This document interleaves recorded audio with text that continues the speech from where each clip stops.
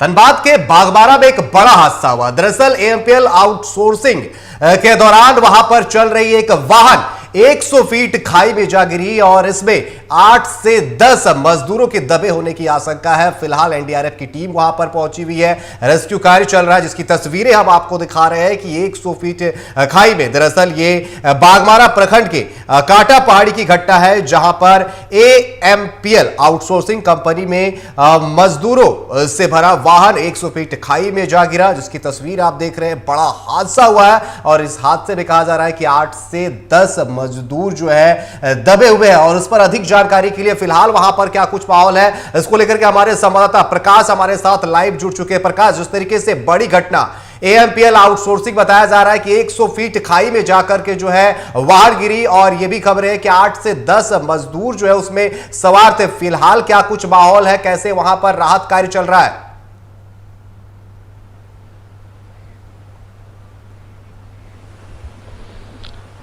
देखिए, मैं आपको बता दूं कि अगर राहत कार्य की बात करें तो बीसीसीएल के जो माइंस रेस्क्यू की टीम है वो लगातार यहां कार्य करते हुए आपको नजर आ जाएगा। सबसे पहले मैं आपको वो दृश्य दिखाना चाहता हूं जहां पे ये घटना घटी है। तो सबसे पहले आपको वो दृश्य मैं अपने कैमरे के नजर से अपने दर्शकों तक पहुंचाने का प्रयास करूंगा कि घटना कहां पे घटी है और किस प्रकार से घटी है। आप देख सकते हैं कि आउटसोर्सिंग के द्वारा जो पैच काटे गए थे वो पैच पूरी तरह से क्षतिग्रस्त हो चुका है और क्षतिग्रस्त होने का एक ही वजह है कि ऊपर का जो मलबा था वो पूरी तरह से नीचे आ गया, जिसके कारण पूरा पैच जो है वो आपको ढका हुआ दिखेगा। क्योंकि वो जो पैच का जो रास्ता है वो रास्ता बनाया गया था आउटसोर्सिंग कंपनी में जो कार्यरत मजदूर हैं, कर्मचारी हैं, वो उस रास्ते का प्रयोग किया करते थे और उसी रास्ते में एक बड़ा सा चट्टान पहले गिरता है और इसके बाद वो चट्टान का जो मलबा होता है वो पूरे नीचे तक आकर पसर जाता है, जिसके कारण जो आने जाने का जो रास्ता है वो पूरी तरह से बाधित हो चुका है।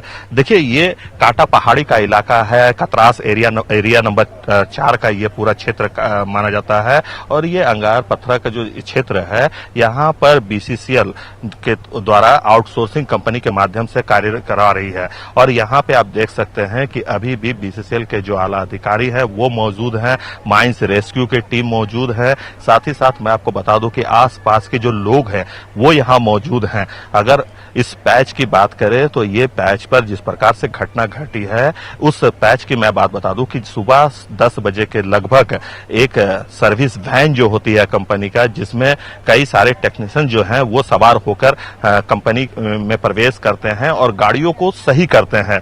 क्योंकि मैं आपको बता दूं कि जो 8 मजदूर और 2 ड्राइवर की बात कही जा रही है जिस सर्विस वैन में वो लोग बैठकर अंदर जा रहे थे, आउटसोर्सिंग कंपनी के पैच पे जा रहे थे, उनका काम होता है कि अगर कोई वोल्वो गाड़ी जो है उसका वेल्डिंग छूट गया तो वेल्डिंग का काम करने का सारा जुगाड़ जो है उस गाड़ी पे रहता है। यहाँ तक कि मोबिल ग्रीसिंग का भी सारा कार्य जो होता है, ब्रेक शू चेंज करना है, तो वो सभी सर्विस वैन पर ही सारा सामान लदा रहता है। जो 2 जनरेटर लदे रहते हैं और वो सर्विस वैन लेकर 8 मजदूरों को लेकर वो कार्य करने के लिए निकली थी। लेकिन जैसे ही वो आउटसोर्सिंग के रास्ते में पहुंचती है, इसके बाद वहां पे अचानक जो मलबा है ऊपर से वो ढहना शुरू होता है और सीधे आकर गाड़ी पर गिरता है बड़ा सा चट्टान। और वो चट्टान का प्रेशर इतना अधिक होता है कि वो गाड़ी सीधे खाई पे जाके गिरता है, जहां आउटसोर्सिंग के द्वारा जो आउटसोर्सिंग कंपनी के द्वारा जहां खनन किया गया है, लगभग उसकी पानी की गहराई लगभग 300 से 400 फीट बताया जा रहा है। उस जगह पर आकर गाड़ी गिरती है और अभी तक 2 डेड बॉडी जो है उसकी रेस्क्यू जो है वो रेस्क्यू टीम के द्वारा किया जा रहा है। एक डेड बॉडी को रेस्क्यू सफल तौर पे कर लिया गया है, दूसरा डेड बॉडी जो है वो अभी भी पत्थरों के बीच, चट्टानों के बीच फंसा हुआ है और उसकी भी रेस्क्यू जो है वो किया जा रहा है।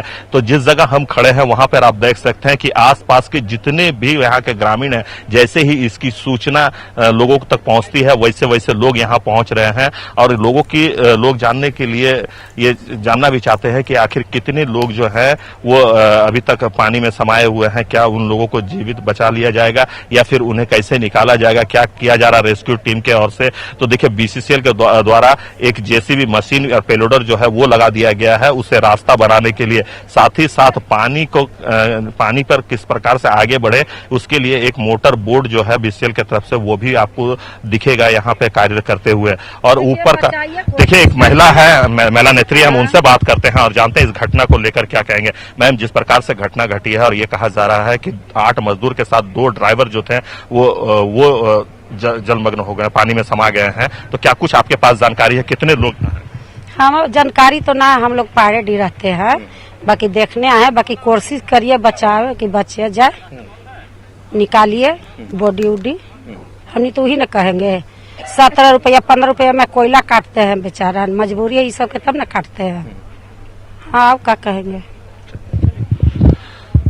तो देखिए जो लोग हैं वो भी चाहते हैं कि बीसीसीएल के द्वारा या माइंस रेस्क्यू के द्वारा जो लोग यहाँ पानी में फंसे हुए हैं या पानी के अंदर जो है डेड बॉडी, उनका रेस्क्यू जल्द से जल्द किया जाए। और ये भारी मात्रा में आप देख सकते हैं कि लोग यहाँ पहुंच रहे हैं। अगर हम बीसीसीएल की बात करें तो बीसीसीएल के जो सीएसएफ के जवान हैं वो भी यहाँ तैनात है।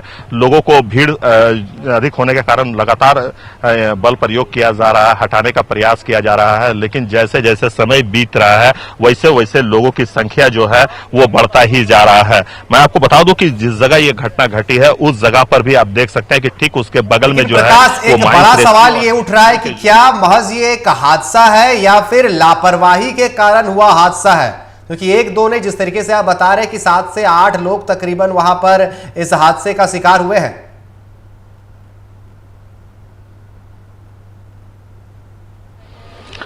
देखिए इसे हम आउटसोर्सिंग की लापरवाही कहेंगे, क्योंकि जिस प्रकार से ट्रेंच कटिंग काटा गया था, जिससे सपोर्ट नहीं दिया गया था और सपोर्ट नहीं देने के वजह से लगातार आप देख रहे हैं कि झारखंड में बारिश जो है वो हो रही है और बारिश के कारण ही ये घटना घटी है। क्योंकि नीचे जो कोयला है वो निकाला जा रहा है, उसके लिए हैवी ब्लास्टिंग किया जाता है और जब हैवी ब्लास्टिंग किया जाता है तो फिर ऐसे जो बनाए जाते हैं जिसका कोई सपोर्ट नहीं होता है पैच, वो पैच सीधे ढह जाता है और यही कारण है कि इतनी बड़ी घटना घटी है। देखिए जो पैच बनाए गए थे उस पैच पर किसी भी तरह का कोई सपोर्ट नहीं दिया गया था।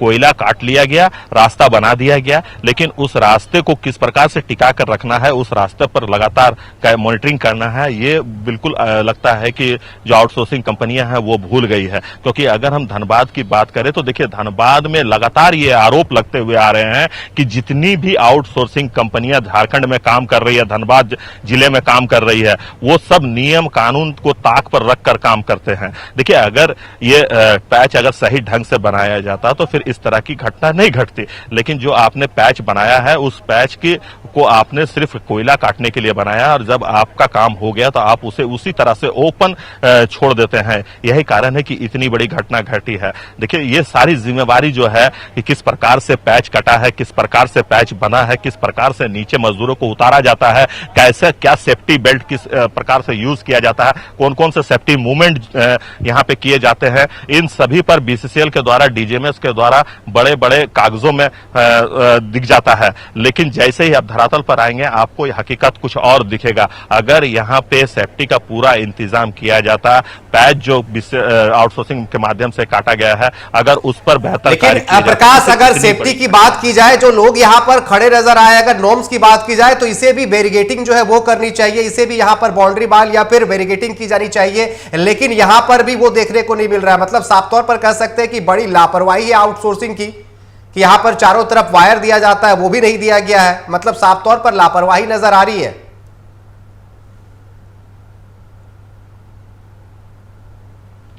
देखिए हमने आपसे कहा ना कि जिले में जितने जगह भी आउटसोर्सिंग कंपनियां कार्य कर रही है वो अपने मन मुताबिक कार्य करती है।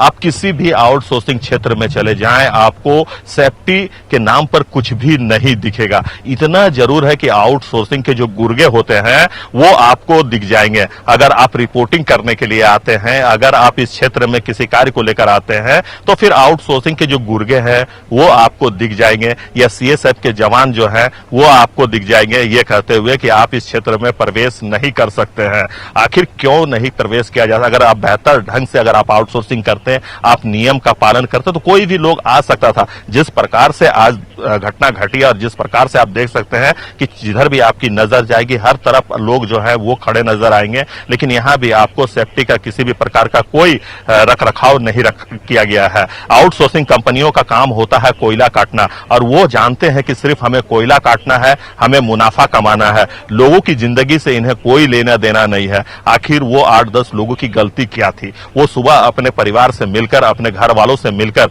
ये कहकर निकले थे कि हम शाम को जल्दी आ जाएंगे, काम खत्म करके आ जाएंगे। देखिए, जो 8 लोगों की मौत हुई है, उन 8 लोगों का काम था कि सर्विस वैन में वो सवार होते थे 10 बजे के समय में, और वो सर्विस वैन जो है उन जगहों पर जाती थी जहां वोल्वो गाड़ियां जो है पेलोडर जेसीबी में कोई खराबी ना हो उसका वो जांच करते थे। अगर किसी का वेल्डिंग टूटा हुआ तो फिर उसे वेल्डिंग करते थे, ग्रीसिंग की जरूरत पड़ती थी तो ग्रीसिंग चक्कों का करते थे, अगर किसी का ब्रेक शू खराब हो गया तो ब्रेक शू चेंज करते थे, अगर किसी का टायर खराब है तो उस टायर को मरम्मत करते थे। तो इस प्रकार से उनका काम था कि सर्विस वैन में सवार होकर उन गाड़ियों को पूरी तरह से फिट करना और कोयला खनन में आगे कार्य करने के लिए गाड़ियां पूरी तरह से तैयार करना। तो वो अपने 8 साथियों के साथ जो 2 ड्राइवर है वो इस रूट से होकर निकले थे, और इस रूट से जैसे ही वो आगे बढ़ते हैं उस जगह पर भूधसान होती है। अब देखिए कितना बड़ा चट्टान जो है वो सीधे गाड़ी पर गिरता है, और गाड़ी का जो ये रहता है वो सीधे जाकर पानी में गिरता है। इस दौरान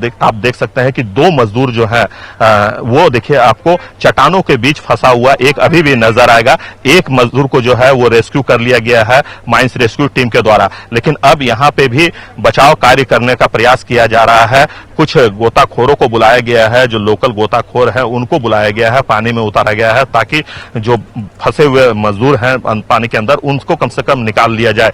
तो उसकी डेड बॉडी भी निकालने का प्रयास किया जा रहा है, लेकिन गहराई इतना अधिक है कि अब लोग ये डिमांड करने लगे हैं कि अब एनडीआरएफ की टीम जो है वो अगर बात लगभग की जाए प्रबंधन की तरफ से, प्रबंधन के क्या अधिकारी वहां पर पहुंचे हुए और क्या आंकड़ा साफ हुआ है कि उस वैन में कितने लोग सवार थे, कितने मजदूर उस पर सवार थे? क्योंकि आंकड़ा अभी भी 8 और 9 कहा जा रहा है, शायद इससे ज्यादा भी हो सकता है, कम भी हो सकता है, लेकिन क्या इसको लेकर कोई आंकड़ा जारी किया गया है कि कौन कौन से मजदूर थे? क्योंकि रिकॉर्ड वहां पर रहता है कि कौन कौन से मजदूर पहुंचे हुए हैं।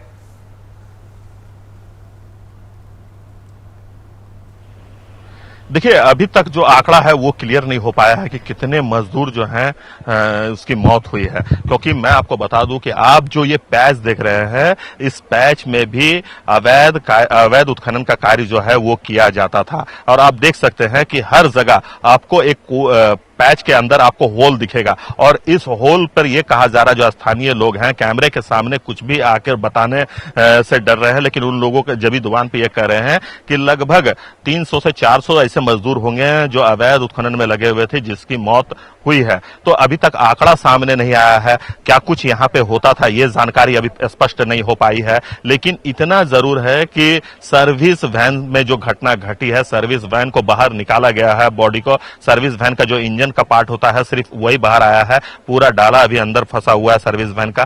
तो अंदर कितने 8 लोग हैं, 10 लोग हैं, इसकी भी अभी तक मां अंबे आउटसोर्सिंग कंपनी के प्रबंधक या बीसीसीएल डीजीएमएस के तरफ से किसी भी प्रकार का कोई अभी तक जवाब नहीं आया है कि कितने मजदूर हमारे जो है इस दुनिया में अब नहीं है, या कितने मजदूर उस वैन में सवार थे। जो स्थानीय लोग बता रहे हैं कि 8 मजदूर और 2 ड्राइवरों का शिफ्ट होता है, और वो लगातार इस प्रकार से 8 और 2 का मतलब 10 लोगों का सर्विस वैन में लोग होते हैं जो काम करने के लिए आते हैं। तो देखिए, इसमें 10 है कि 8 है, 6 है, ये भी अभी तक स्पष्ट नहीं हो पाया है, और ना ही उनके परिजनों के तरफ से अभी तक संपर्क किया गया है। हम लगातार ये जानने का प्रयास कर रहे थे कि जो आउटसोर्सिंग में मजदूर काम कर रहे थे उनके परिजन कहां हैं, उनके लोग कहां हैं, तो अभी तक हमें उसकी भी जानकारी नहीं मिल पाई कि वो लोग कहां हैं, उनके परिवार के सदस्य कहां हैं। तो अभी तक हमें यह भी नहीं जानकारी हो पाई है कि कौन से बीसीसीएल के आला अधिकारी आए हैं, क्योंकि जिस तरफ हम खड़े हैं उस तरफ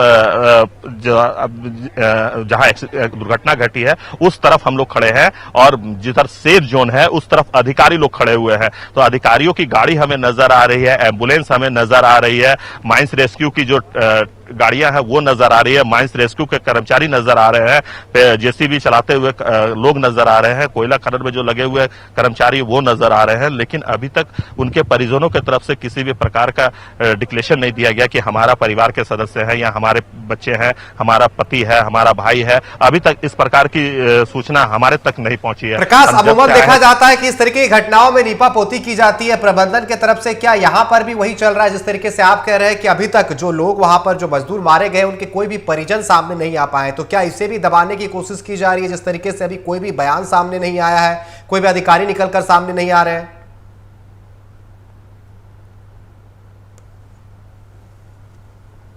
देखिए, मैंने आपसे कहा ना कि कोयलांचल यानी काले हीरे का शहर, और इस कोयलांचल में एक गाना कादर खान का आज भी बड़ा मशहूर है कि ठन ठन की सुनो रे झनकार, ये दुनिया है काला बाजार, कि पैसा बोलता है। और जब पैसा बोलता है तो आप समझ सकते हैं कि नियम कानून और सारे चीजों को वो अपने जेब के अंदर रखते हैं। यही कारण है कि इतनी बड़ी घटना घट जाने के बाद भी यहाँ के जो स्थानीय नेता हैं, स्थानीय जनप्रतिनिधि हैं, वो अभी तक नहीं पहुंचे हैं। आखिर क्या कर रहे हैं वो जनप्रतिनिधि, जिन्हें वो अपना कीमती वोट देकर जिताते हैं, विधानसभा और लोकसभा तक पहुंचाते हैं, वो जनप्रतिनिधि कहां हैं? आखिर क्यों नहीं जनप्रतिनिधि सामने आ रहे हैं? तो ये एक बहुत बड़ा सवाल है और इस सवाल का जवाब जनप्रतिनिधि तब आएंगे ना जब सब निकाल लिया जाएगा और उसके बाद मुआवजे को लेकर के वो दिखाएंगे कि हम इनके हितैषी है, कि नहीं इतना मुआवजा मिलना चाहिए, इतना मुआवजा मिलना चाहिए। जनप्रतिनिधि तो यही करते हैं कि जब सब निकल जाता है उसके बाद पहुंचते हैं,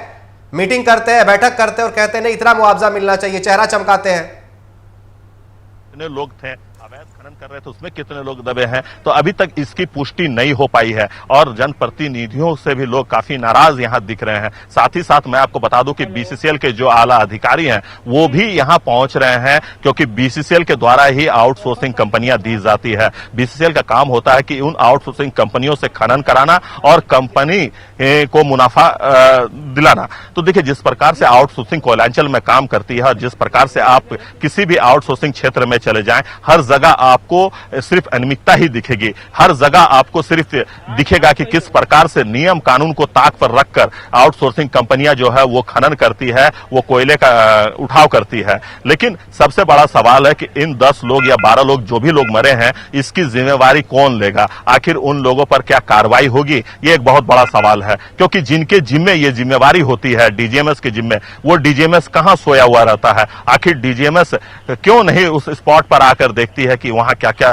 चल रहा है? आखिर जब आप आउटसोर्सिंग कंपनी में पहुंचते हैं तो आउटसोर्सिंग कंपनी में किस प्रकार से कार्य किए जा रहे हैं, आउटसोर्सिंग में किस तरह से नियम का धजिया उड़ाया जा रहा है, उस पर कोई आखिर क्यों नहीं बात करता है? आखिर क्यों नहीं आकर उस पर कार्रवाई की जाती है? अगर एक आउटसोर्सिंग कंपनी पे आप कार्रवाई कर देंगे तो आने वाला जो कंपनी है या जो आउटसोर्सिंग का कार्य कर रहा है वो अपने आप को सेफ रखने की लग रहेगी, अपने आप को सेव करता हुआ वो दिखेगा। लेकिन ऐसा कुछ भी नहीं दिखता है। शायद बीसीसीएल हो चाहे आउटसोर्सिंग कंपनियां हो, जब घटना घटती है वो आते हैं, जांच करते हैं और इसके बाद जांच को ठंडे बक्से में रखकर वो अपने आप को फायदा पहुंचाता है। जी बिल्कुल, आपका बहुत बहुत धन्यवाद हमारे साथ जुड़ने के लिए और तमाम जानकारी देने के लिए। आपसे आगे भी अपडेट देते रहेंगे। तो ये घटना जिस तरीके से धनबाद के बागमारा की है, जहां एमपीएल आउटसोर्सिंग के पास ये बड़ी घटना घटी है, जहां एक वाहन मजदूरों को लेकर के जा रही थी और 100 फीट खाई में गिरी। बताया जा रहा है कि 10 से 11 मजदूर इसमें सवार थे। फिलहाल रेस्क्यू कार्य चल रहा है